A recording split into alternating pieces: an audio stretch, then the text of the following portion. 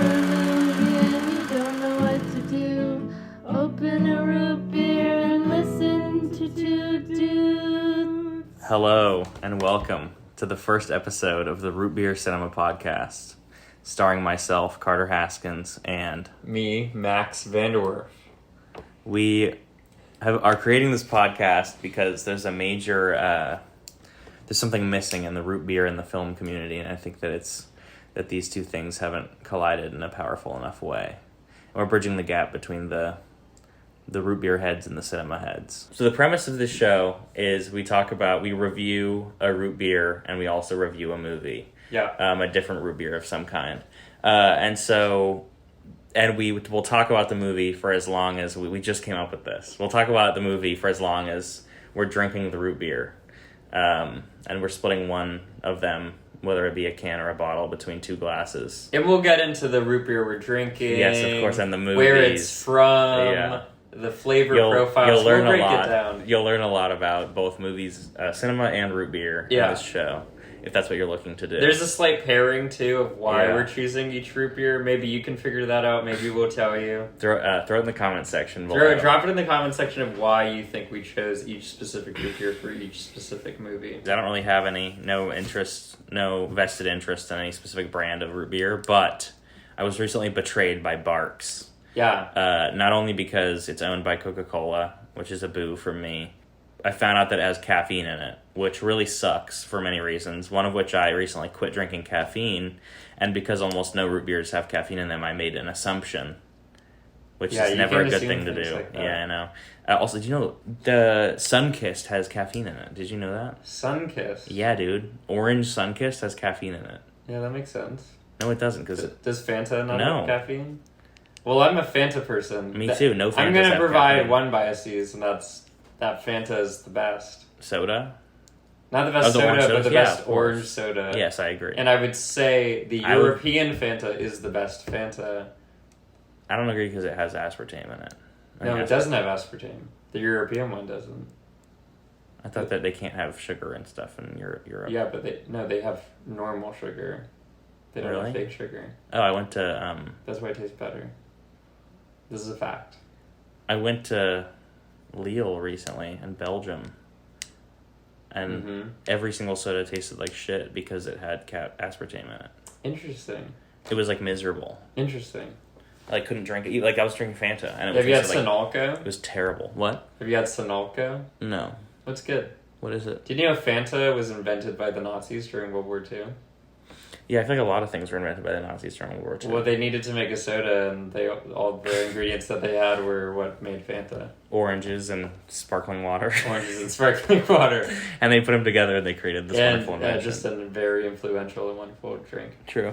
All right, let's move on to the topic of today's episode, which is we're doing a wonderful debut episode where usually we'll do one root beer and one movie, but for this one we're doing a double, which Max will provide the context of soon. But today we're doing our root beers are Dr. Brown's draft-style root beer, blended for full-bodied flavor. Yes, this is a New York-based brewer, established in 1869. You might know them for their cream soda, but this is their root beer. It is in a can.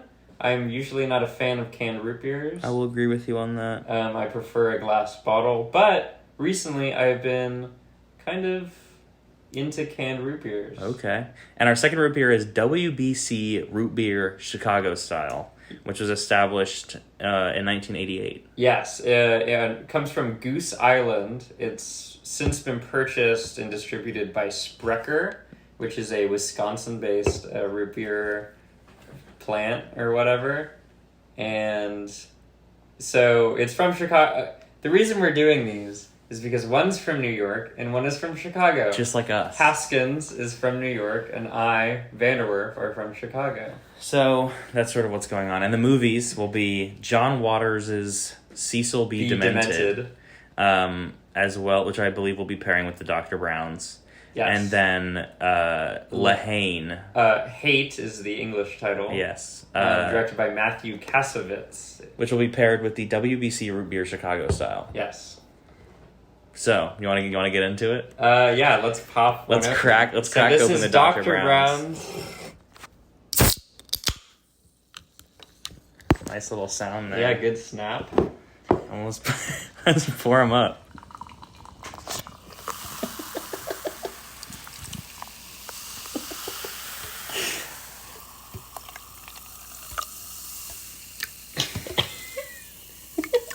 Max is live booming the pouring of the root beer.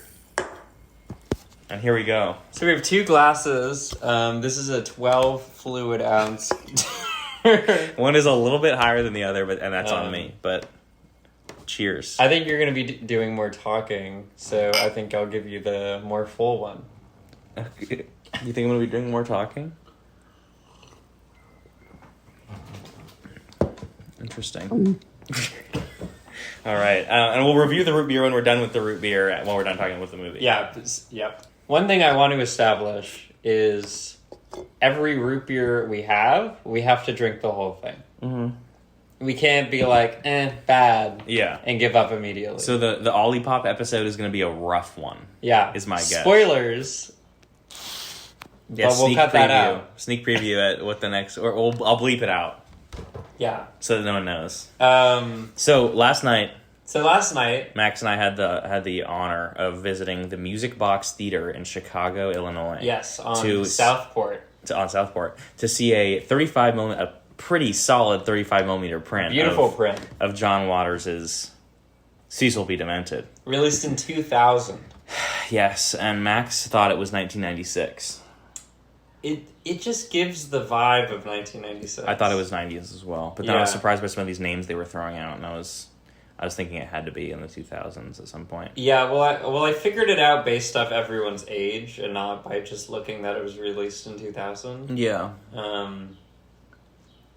But the lighting kind of gives this 90s look, which I think it's the John Waters. It's the John Waters look. It's the serial mom look. Yeah. Let's give a little background on the filmmaker John Waters. You might know him from his films Pink Flamingos. You might know him from hosting RuPaul's Drag Race as a guest judge. You might know him for his pencil mustache. True. You might know him from Crybaby. You might know him from Serial Mom. You might know him from Hairspray. True. Or you might know him from Alvin and the Chipmunks when he's on the plane next to the Chipmunks. Yeah, true. Or the polyester. Odorama flip. Or maybe you've seen Kinky Boots and you were wondering, this is kind of weird, and then you back research and you found out that it's John Waters influenced. Yeah, that makes sense. I thought I loved the movie. Yeah. It was pretty great. I think I was a little hesitant at first because the crowd was laughing at every single thing that was said, which is something I don't like. Yeah. But then it got into it. Once we get to the... Well, this is one of those podcasts where we spoil a movie because we need to review it well. You should also... Can you read the Wikipedia plot, the blurb about this what is the the plot. is? We'll try not to stray from it so we're not spoiling too much. Yeah. But we'll establish when we're spoiling things. An insane action comedy about a young lunatic director and his devoted cult of cinema terrorists who kidnap a movie goddess and force her to star in their underground film. Vowing to punish the crass sins of commercial cinema, fueled by revolutionary zeal and their self-imposed sexual frustration, Cecil B. Demented and his guerrilla production crew invade the streets of Baltimore to shoot their no-budget epic. When Cecil says action, he means action. Nothing is going to stand in his way. Wow. You would almost think John Waters wrote that himself. You could. One would think that. Yeah. So the movie, I was a little hesitant at first. It wasn't too funny at the beginning. I was like, we're going to spend the whole time in this theater that it opens on. But then they go to, when they kidnap the cinema goddess. Yeah. And they go to their little shitty makeshift theater that they live in. It really gets going, I think. And they all do, every character, every member of the cult does their little introductions, and it's quite funny, and I liked it, and I like all the characters, and then it just kind of keeps going from there, and I didn't really have any qualms until the end of the movie. But well, the film was introduced by, I want to say, 2 film students from, let's say, DePaul, Which I was not present for. Which Carter was not present for, and I won't give too much context. Anyways, they discuss it as John Waters' ode to cinema, which I think is very apparent in the opening credits scene when it's playing classical film scores over this more, I would say, if I was living in the 2000s and a movie reviewer, urban soundtrack. Yes. Of rundown Baltimore, which I think is really beautiful, seeing all these like old movie houses.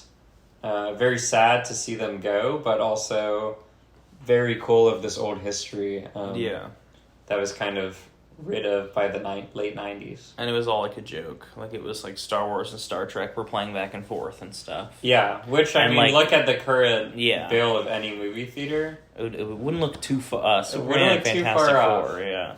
I would say I like the Music Box Theater. They have recently updated their projectors, their sound systems, their seats. So it was quite the nice experience. It was a good crowd for the evening. I agree. Which I thought was good. But yeah, it did start, and I think people were laughing at it because it was the John Waters movie. Yeah. And not because the movie itself was so funny. I agree. But I think once they're kind of you meet all these characters, not fully, but you get a little sense of who our terrorists are, and they kind of have these final like comments as they sign off on their walkies. Those are quite funny as well. I would say some are quite funny, some are not as funny, which kind of established, is it going to be like a throwing spaghetti at the wall it's kind of movie? It's going to be like a Family Guy movie. But, yeah, once you meet everyone, I thought a very funny bit was their tattoos being auteur directors. I did like that. We got in a slight argument about Pedro Almodovar, which we will save for another episode. But yeah, the cast. Don't even get me started on the cast, but I just will. Oh, okay. Melanie Griffith is playing our starlet. I mean, Stephen Dorff, we got Maggie Gyllenhaal, we got Alicia Witt. Alicia Witt is really good on it.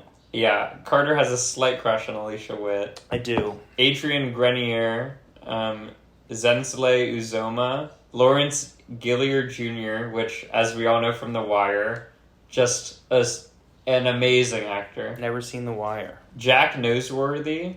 Funny name. Very funny name. Ricky Lake. I mean, Michael Shannon. Oh yeah, young Michael Shannon. There's a really good bit where he really wants to know about Mel Gibson's Dick and Balls. Yeah. I was a big fan of that. I mean, Eric Roberts, Patty Hearst. I thought that was great seeing Patty Hearst. That was kind of funny. Oh, wait. Kevin Nealon. True. We gotta talk about the Forrest Gump 2 bit. Yeah, we'll get there. Or we can get into it. We'll keep going about the cast. I mean, that's kind of the cast. Just saying their names. There's a few more people. I mean, Delaney Williams was great seeing another Wire person. I mean, this is 2000 Baltimore. We have to have Wire cast. It's sort of like a Wire reunion. Honestly, probably sharing grips. Just like me and you. Did you not like that one? Anyways, I thought the movie was I thought it was just quite entertaining. Yeah, it was awesome. We were both worried about falling asleep and being tired. And about like 5 to 10 minutes in, we both were like sat straight up and like locked in the whole time. Yeah, I did not feel it was tired wonderful. at all. Yeah, and it's a tight 88 minutes. Very tight. It was I loved it almost the entire way through. There was a lot of things that I liked about it generally. Because Stephen Dorff was saying some funny stuff that was obviously, satirical, but I thought it was also, some truth to it, of course. The whole down with Hollywood cinema of it all. But also I have this thing in my head where have you seen the Resident Evil movies? Yeah. You know the thing that they do where they equate guns to cameras? Yes. And she's like, it's just like a camera you point and shoot. And it's like, oh, and it's like that's a pretty, I think, a solid thought mind thing. Yeah.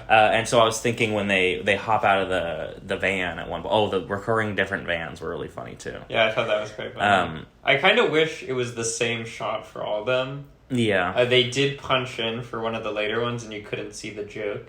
And I think I agree, yeah. Maybe it was the DP being like, maybe we gotta switch it up because that one did bother me a everyone little can tell bit. it's the same day and we're just doing different vans. Yeah, but when they all jump out of the van at one point, they come out and they got the camera person and the boom, and then the AD and then the director, and then they're all holding guns also. Mm-hmm. And I thought and they're like going to hold up a movie theater. And I thought it was maybe a bit poignant. Thought there's something there, Like I was like, oh, okay, like it's fun and it's cute, and I enjoyed watching it. But also, I think that obviously he's doing something interesting more than just like. Yeah, there's something interesting about shooting up a movie theater and watching that in a movie theater. Yeah. And not. And being able to laugh at it. Yeah. Couldn't do that in especially 2009. in this day and age. I mean, like. Yeah. 2009, you couldn't do that, probably. 2015, you can't do that. Yeah. Lots of different years you could shoot up a movie theater. I would say putting that in a movie now would be hard to do. Yeah, unless it's... Unless it's a satirical movie which establishes itself as such a satirical But movie. even so, I think that people would have like a qualm with that, maybe. But there's I mean, it's at least half a dozen movie theater shootings in this movie. Well, there's something so interesting of it being a John Waters film is that it's pushing the envelope, but because it's a John Waters film, it doesn't feel like it's super pushing the envelope because he's done it so many times. Yeah. Like if he wasn't an established guy, I would probably maybe be a bit tired by this. Like, honestly, it felt tame in moments where I was like, I think they could bring this to the next level, but maybe it's because of their more substantial budget. I think it was $10 million. Damn. $10 million. You were waiting for the pink flamingos to go off? No, I was just waiting. Yeah, I mean, there's no spoilers to his past works, but like eating shit or, big babies. Yeah, no, it was like kind of all wholesome and awesome the whole time. Yeah, that was really And I wonderful. appreciated a lot of it, and there's some cool stuff. And I liked some of the sex jokes, which I usually don't like in movies. Yeah. Which seems kind of incongruous given how many of those I make in my life. Yeah. As Max knows. But when they make them in movies, I roll my eyes. And there was a really good one where Steven Dorff, they're talking about how they're abstinent. Yeah. And Steven Dorff says, we're all very horny, but the movie comes first. And I thought that's been in my head all day. It's quite funny, I think. Yeah. I thought another interesting, there was some good character work within the terrorists. Yeah. Mm-hmm. I think, okay, I'm getting into spoiler zone. As they go make the movie, the crew whittles down in all these constant shootouts. I do think the movie kind of started, the ensemble's fairly large, so obviously you're not going to get these character beats. Mm-hmm. But as the movie would go on, I was expecting more, which we never really got. But I don't mind that. But I don't really care. Yeah. But I think maybe it would have made the final part at the drive-in movie theater feel a little stronger. I agree. Yeah, one of my biggest problems was I just really didn't like by the time we get to the drive-in at the end of the movie, I'm bored and I'm done. I'm not bored, but like I was like, oh, okay, they're at a drive-in, and then the scene is like 12 minutes, and I'm like, okay, like I was a little checked out, but then I knew it was going to end soon because it was the logical climax of the movie. Yeah. Not the climax, you know what I mean, though. And I was just like, oh, okay, like I didn't mind it. But I wish that that scene didn't happen or was better. And then when Steven Dorff lights himself on fire and drives off the roof in a wheelchair, I don't really get that. Yeah, there's something fairly inspiring earlier in the movie of like this devotion to film, which honestly I feel like I was lacking this year.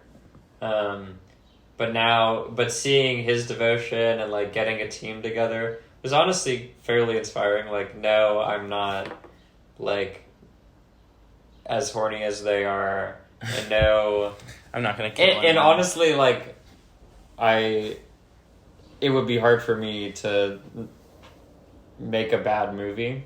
Oh yeah, is that true? Well, no, I think what I'm saying is like he has a line of like the first take is all that matters. Screw proficiency in it. I liked that. It's punk line. rock. Yeah. I liked that line in the context of the movie, but for me, I'm just like, I don't know, maybe there's a both sides thing to it. Anyways, of course. It's a punk rock film. It's a It punk rock is. film. Make your punk rock music. It's pretty awesome. And it's pretty awesome. I'm about to take my last sip of my root beer, so I can't speak, but Max can solo for a bit while he has his few sips Yeah, I have left. a few sips left. But yeah, I found it quite interesting. Good reaction from the audience. I thought the music was quite good. There's a very funny song about call sheets and crafty, which I thought... That was a speeding car, by the way. The music is quite funny. The characters' interactions are quite funny when they're laying low after any of the shootouts. You kind of meet all these different subcultures of Baltimore, and it really is a beautiful mosaic of Baltimore, indie underground film scenes, and I feel like a lot of that's missing. I mean, you see these structures of movie lovers, some just classic big guys watching kung fu movies in the middle of the day. You have some horny people masturbating together in a porno movie theater. It may be, I mean, it's a sticky situation, but maybe the whole world is kind of falling apart because people don't have these places to go to be communal together. And I think that's a really beautiful thing. I'm going to take a few sips, and I'm very close to finishing this. Regardless, I recommend Cecil B. Demented. I think we are both still Serial Mom fans at the end of the day as our premiere John Waters film. But highly recommend, very fun. Catch it if it comes to... Yeah, catch it if it's in the theater, because I think that is the premier way to watch this. Or at least with 10, 20 of your friends. And it would be awesome if you see it with a friend that gets really insulted by it. And honestly, I don't really know how you could be super insulted by it, because we've lived with these for the past 25 years.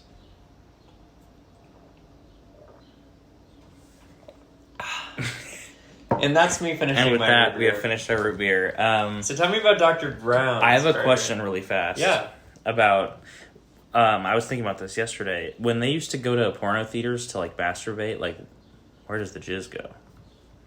I was honestly thinking the exact same thing. Okay, because I've always in movies people are always jerking off in these theaters. I'm like, oh, okay, sure, but then... Well, I think sometimes they keep it in their... I think most of them keep it in their pants. And they just jizz in their underwear and They jizz in their then underwear. stand up and walk away. I think a lot of people jizz in their underwear. Were walking around with jizz underwear back in the day. Oh, yeah? I think that just happened. Okay.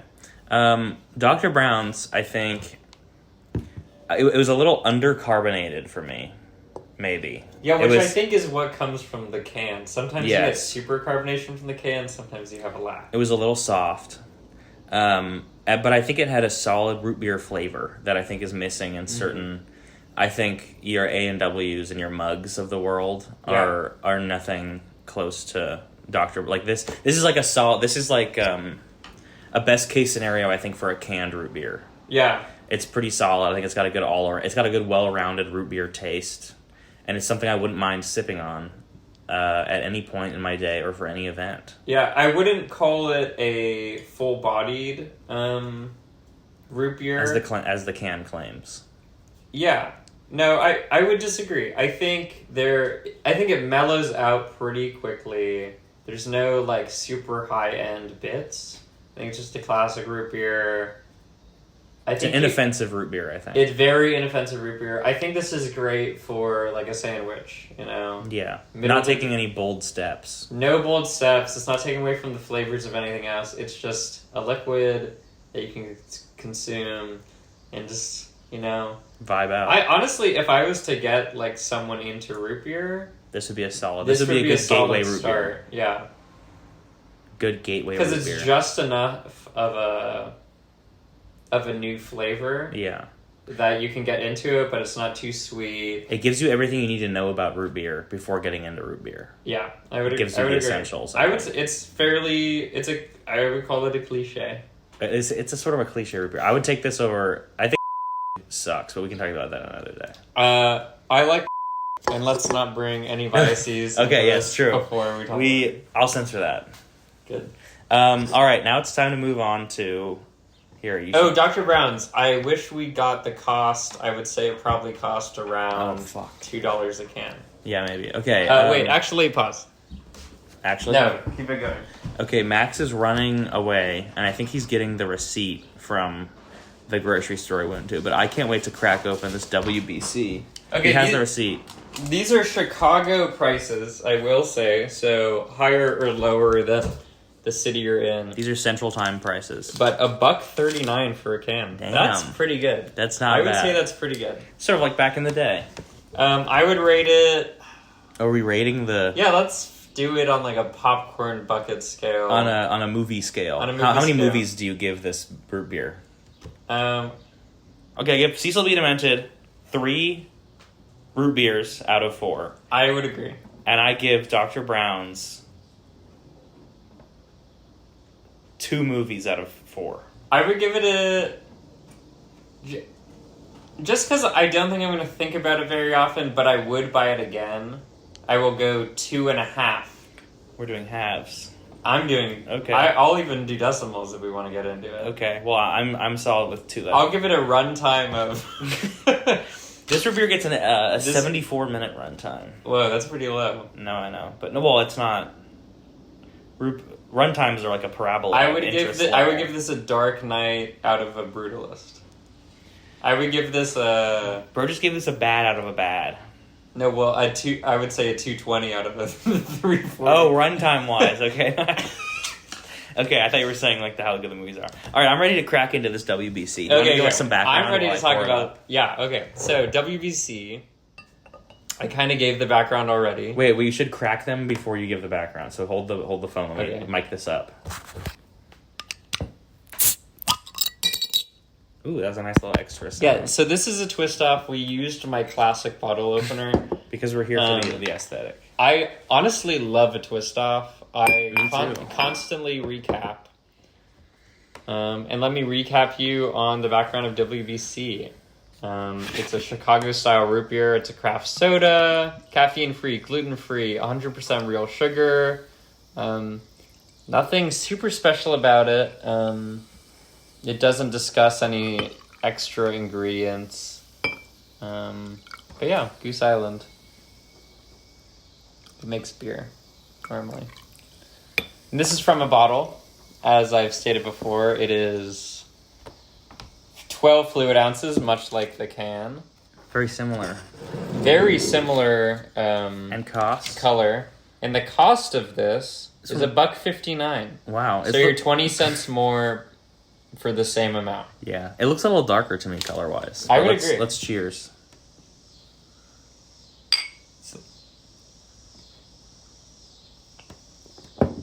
Wow. Wow. Interesting. Whoa. Okay. We'll hold off our thoughts until we discuss the movie. That's, So, sorry? but I think we're doing well. This Our next morning, movie. I woke up and I was groggy and I ate some breakfast that Max made me. Wonderful hash browns. Yeah, I it was will great. say. Thank you.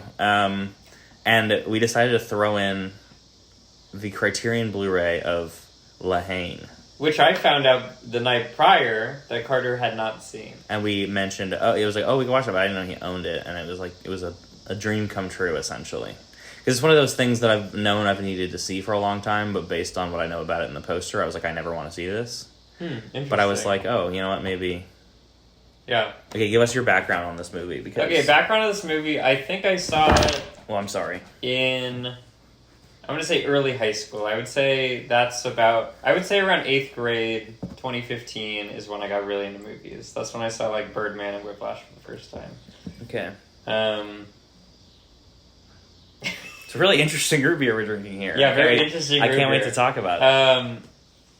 Anyways, I used to be president of my school film club, and I would show my friends Haine. This was like a look into modern French cinema in my brain, because I think it goes new wave, and I think it goes, and then it jumps 40 years to this. I wonder how loud the cicadas are. And this is what a 15-year-old boy from rural Massachusetts thinks. Yeah. Anyways, I really liked the movie. I think I was seeing something I hadn't seen before. It was fairly tight. I love a hangout movie. I love a more episodic movie.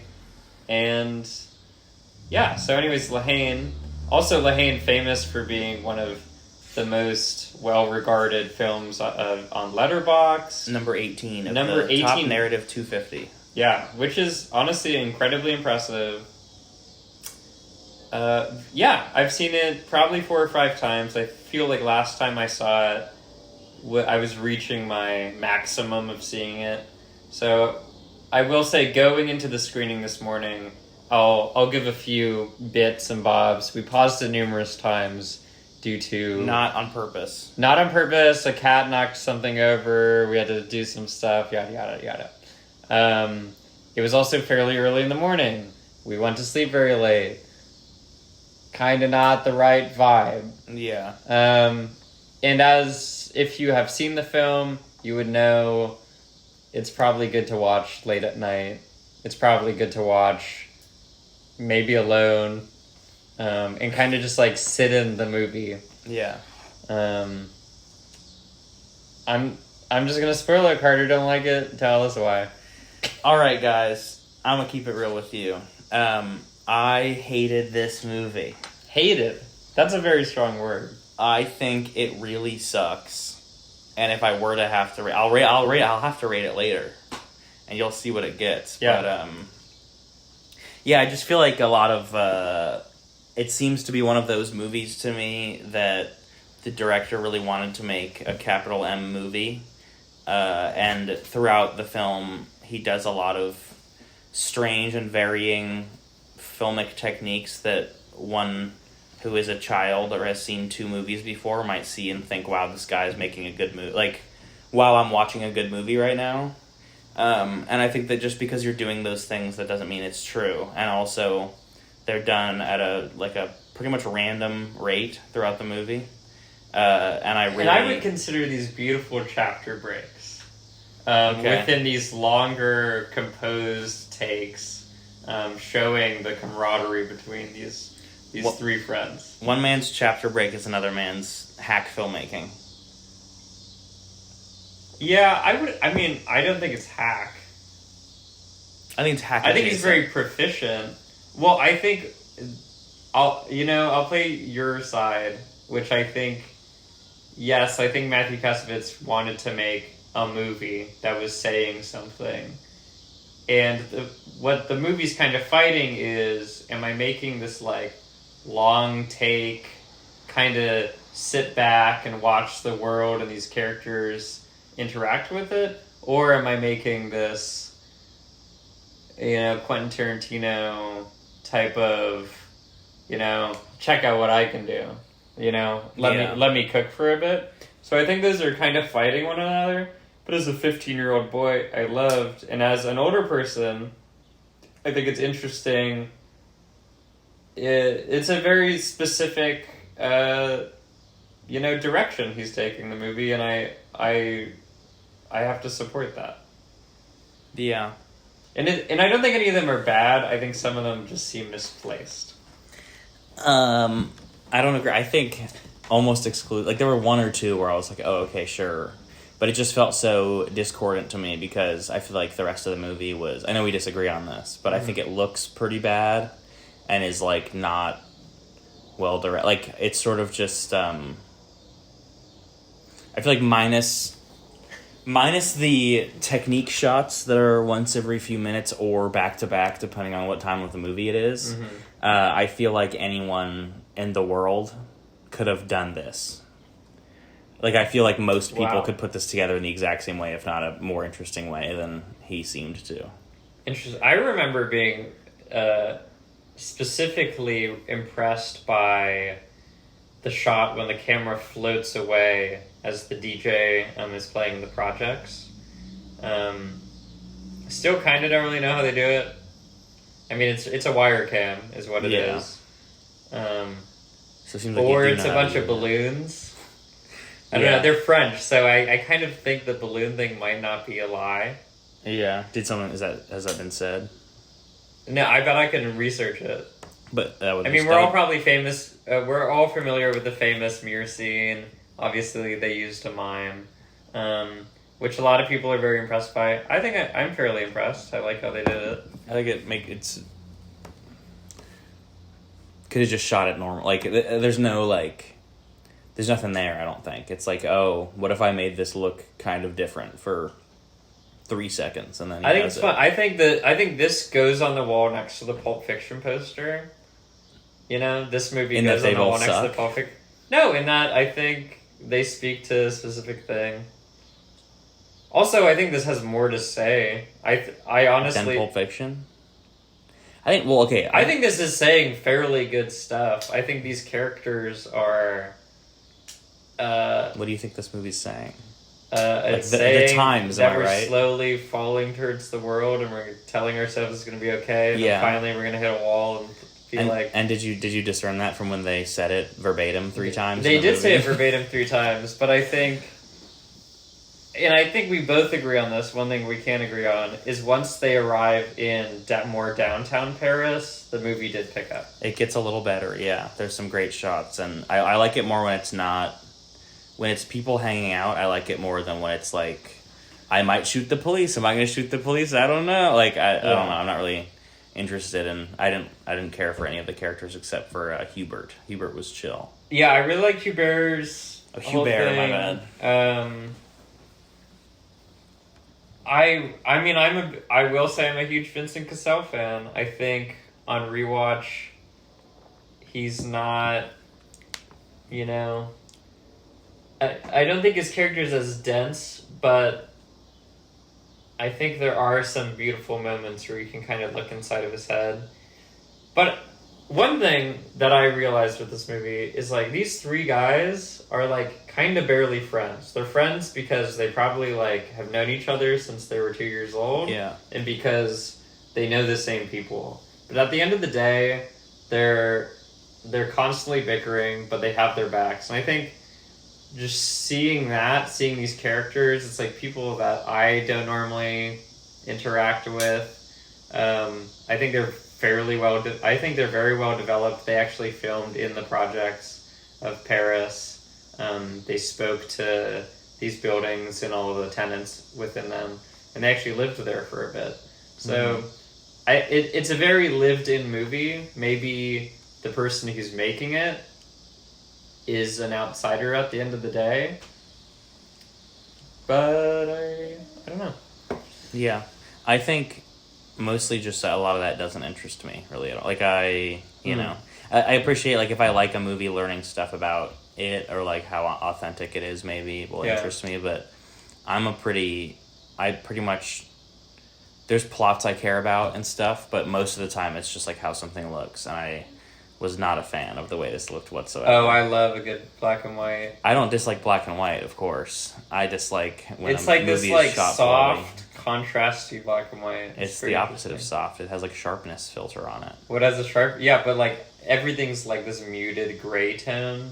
It's not like I thought super it was high contrast. High contrast. I find it not super high contrast. I mean, except for specific scenes, but a lot of the exteriors during the day. Maybe. Yeah. Yeah, I feel like it also... I'm gonna maybe disagree with you in that you've said that if we didn't watch it in that suboptimal way, I would have liked it more, or maybe that it would have been a better experience. I don't agree, because I can tell from watching the movie that I would have probably hated it more if I had to sit in one sitting and watch it. And I feel like I was really appreciative of these breaks because I could do anything other than watch Haine. But obviously, it seems like you came into the movie with a bias by establishing you had seen the poster and figured you would not like the movie. Yeah, there's a lot of movies I figure I won't like, but that doesn't... Like, I often think that and then go into it and like it. Yeah. I go in... as we said last night, like, I go into a lot of movies with, like, a certain level of skepticism, but I'm always ready to be told that I'm wrong, and there's certain movies that have done that to me and done the opposite, etc. I think one thing I like about the movie is that it's very scripted. In that, you know, it begins and ends in this place. It feels like someone wrote a script and was like, this is it. Yes. Yeah. But there are moments in the movie where I forget, you know, like, that it is scripted and I'm just watching these people hang out, and I think that's a really special thing. going back to when they're in more downtown Paris at nighttime, there's just bits where I'm like, maybe they filmed the movie in chronology and they had fully gelled as a crew and a cast, and this ensemble is kind of working together, and they're like finding these pieces. I think, are there better movies? Yes. I'm gonna bring up another film called Les Miserables. I've never seen that. Not the musical. This was a movie that went to Cannes, and I believe won the thing at Cannes. The Golden Lion? Nope, that's Germany. Fuck. The big prize. The Grand Prix. Anyways, Les Miserables came out in 2019, I want to say, and is very much the same thing as this movie, talking about like cop and like it's telling these cop stories. It's telling these like, you know, poor slum people stories. It's telling all these stories. And I think that is a horror. I think that's a very bad movie. I think that really mishandles the content. I think what I guess this movie does well, which we're not really discussing, is the content of it. It's the way it discusses race, how it discusses all these like smaller things, and the fact that you're not super upset at any of it kind of shows that it does a good job. Like, that's why our problem is with the movie. You know, there's a lot of... and that's where it excels, I think. Is it kind of... It's throwing a lot of spaghetti at the wall, but it knows what it wants to say. Yeah. These are, like, defined characters. And at the end of the day, you care about these people. Sometimes they do bad things. But at the end of the day, fuck the police. True. I didn't really care for any of the characters at all. Other than maybe Hubert. This is like not a movie that I think could, in any form, interest me, maybe. Well, I wonder how much of it, too, is like a post-2020 view of it. You know, like, I feel like that is... Police-wise, or... Well, I think that's just opened a lot of people's minds to it. And I guess we would also be younger, so our minds would be less developed on how we see movies. But I think...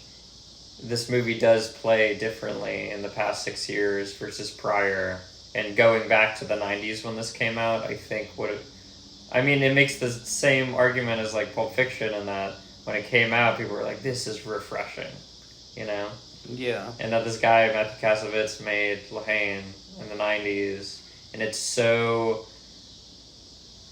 there's like so much aggression in it, but it's also fairly tame for the most part. And it's like this battling, these characters are bad and good, and da-da-da-da-da. It is really refreshing. Oh, yeah, I could see it being something I like maybe in like 10 years or something, maybe. Yeah. But I just, as of right now, like, I'm not, you know, it's not really a premise or a subgenre of movie that I could be interested in. Yeah. I'm not really sure how to describe it other than, like, it's just like, I have certain things that I don't care about. Yeah. And this is one of them, I guess. It's sort of... This movie dares to ask the question, what if Pusher was bad? And so I need to show Max Pusher. Yeah, so we're both big fans of Nicholas Winding Refn. Pusher, his first film, I believe. I don't think that's true. Second film. Maybe not even that. Third film. You know, I could be super wrong. Let me restart. Me and Carter are big Nicholas Winding Refn fans. I have not seen his film Pusher. Obviously famous. It's a trilogy. It's filmed in Denmark with Mads Mikkelsen. It's telling this more urban story. But also that is a very other distinct auteur. Yeah, I think they are similar in a way. Yeah, I would agree. Do you want to wrap up these root beers? I have to talk about this. I mean, I think my last bit on Mathieu Kassovitz, I think he's very technically minded filmmaker. He's an actor. We know him from Amélie. And he plays the skinhead at the end of Haine. Oh. Very, very talented guy, gets it. Like, he knows how to make a movie. Yeah. He knows how to act. He, like, you can tell that he can see all these different things. I saw a review which was comparing it to Do the Right Thing. Yeah. Yeah, it's like the French Do the Right Thing. And his other films, Cafe au Lait, I think is very good. He also stars in that. And Hubert is in that as well as the woman that they kind of harass at the art gallery, who was also Matthew Kassovitz's wife. Anyways,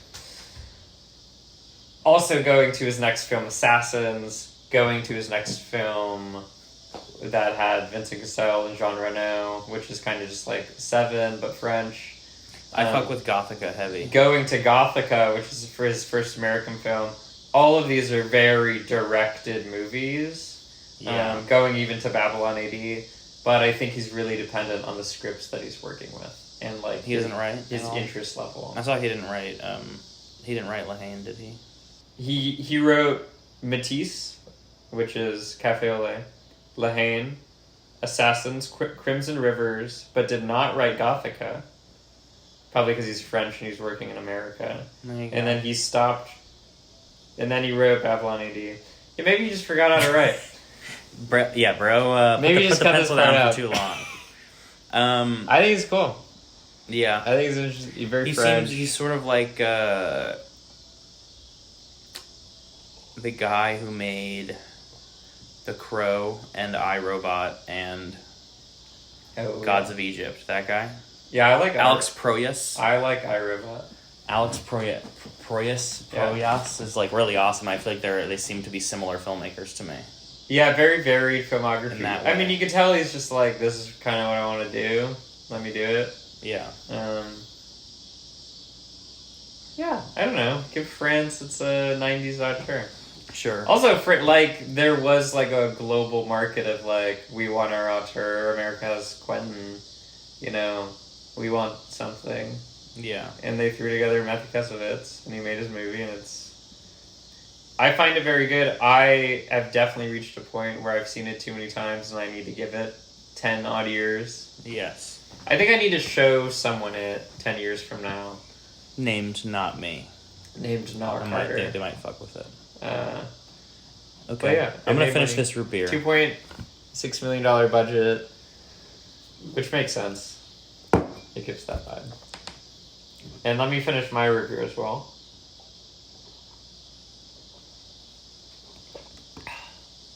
Bit of a cicada interlude there.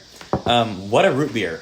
Very interesting. It's quite... I was really my first sip, and it has a sort of... Caramel. It has a really sweet aftertaste that at times was almost citrusy to me. Oh, yeah. I would say it's got hints... Definitely citrus, definitely caramel, definitely on the sweeter side. Yeah. But kind of mellow. Like, it tapers out. Yeah. It's also another... It's also a burper of a root beer. Okay, it's also a pretty uncarbonated one. Fairly uncarbonated. Could that be because of how we transported it? It be because it's not fully cool? The way the universe decided to do it? Who knows? Who knows? But I think it's I loved it, but also I think that it might even be the cane sugar of it all made it taste, and the aftertaste, I think, also made it seem to me to be getting a little too close to how fake sugar tastes. Yeah. I have a bit of an aspartame aftertaste, even though it's cane sugar, which I find interesting. I will say my teeth are feeling it. Yeah. No, it feels like if I drank this every day, I would have a cavity by like day 7, maybe. Yeah, I would agree. Even if I brushed twice a day and flossed, I feel like this root beer could hurt me. Well, this is, 45 grams of total sugars. As opposed to Dr. Brown's 39. Yeah. So, I mean, is it the 6 grams, or is it the other stuff that's in it, is the question. I liked it. I will say, I think the Dr. Brown's would make a better... This is another way I like to quantify a root beer, is how good of a float root beer would be. And I think Dr. Brown's would make a better float. I agree. I think the Dr. Brown's is... I would even argue... Okay, I find this one more interesting than it is good to me.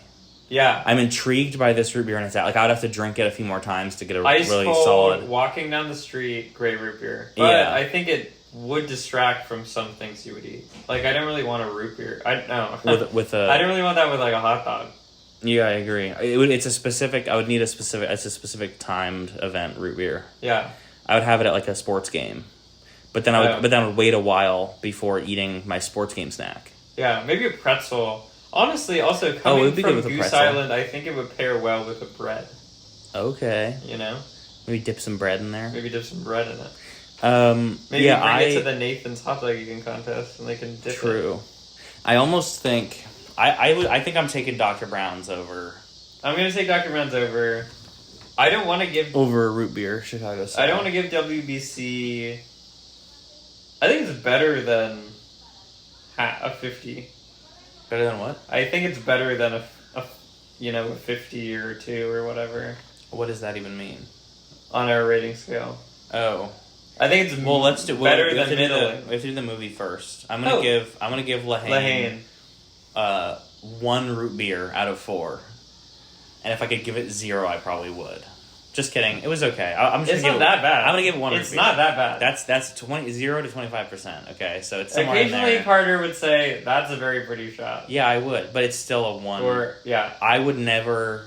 Love the opening credits. Under the Bob duress, Marley I would never with watch all the this ever again. digital stuff. Yeah, beautiful. The digital stuff is pretty nice. It is pretty. But it gets 1 root beer from me. How many root beers does it get from you? I'm gonna give it just because I've seen it so many times. I'm gonna do my current review and not my past review, which would have been. I think this is a masterpiece. I'm gonna give it like a 3.5. 3.5 root beers. Yeah, I can see, like, is it really pushing the envelope so much these days? No. But is it just, I think it's just really well made. I think all of the things, all of the pieces are in the right places. Everything's kind of working well. Yeah. The content is good. It's actually saying something. It looks pretty good, even though you don't think it looks that good sometimes. Yeah. The acting is good. The editing is good. It's a tight 90. Da-da-da-da-da. Yeah. That was a tight 90? Yeah. Could have fooled me. Give or take a few minutes. I thought it was, is it 104? It's 98. Okay. Could have fooled me. Yeah, I will say it like took us probably 3 hours to watch the movie. It took us maybe 2 hours. It definitely took us about 2.5.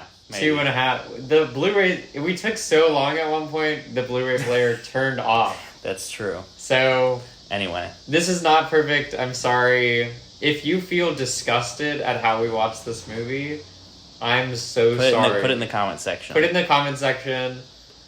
Send a mail to our send a bomb to our P.O. box, maybe. I'm going to put Max's address in the description. Blow up your closest cinema. True. If they're showing. Which is a parody that you're doing. Which is a parody. Okay. This is a review. Oh, shit. Because this is in the same review. But it's the same episode, so it's okay. It's a callback. Okay. You just have to say that you're doing a parody. I'm doing a parody. What I said was a parody. Okay, we've done it. And I give WBC's Root Beer Chicago Style a somewhat deceiving 2 movies out of 4, but don't be fooled, it is inadequate compared to Dr. Brown's. I'm going to give it a 2.25. As opposed to the Dr. Brown's 2.5. Yes. Okay. I just think it's good. I would have it again. Yeah, it's good. I don't know. Dr. Brown's is better. True. Period. Glad we can agree on that. So, thank you for tuning in for our first episode of the podcast. Future episodes will be 1 root beer, 1 movie. Yeah, 1 root beer, 1 movie. It'll be shorter form. Yeah, of course. This is a long one. Anyways, yeah. Great to see all of you. Yeah, great to see all of you, and I hope to see you next time. True. Tune in. Have a good... Drink a root beer tonight. Yeah, we're going to plug an email address below if you have a root beer that we don't review, send it in. Or if you really like root beer and you want us to review a specific kind of root beer, send us an it email, in. And we will review, or a movie, or maybe a specific pairing. I will say movies, I don't want your recommendations. I'll look at them, and Max can be oblivious. I'll look at them. Maybe we'll watch them. And I'll suggest them to him under the guise of me wanting to watch them, and he'll never know that they were suggested by one of you. I mean, recommend them. We'll probably get to it, but there are just so many root beers. And thank you so much. All right, thanks for follow listening, our guys. Instagram. We don't have one yet, but we will next time. At Root Beer Cinema Podcast. Podcast.com. Okay, bye, guys. Bye.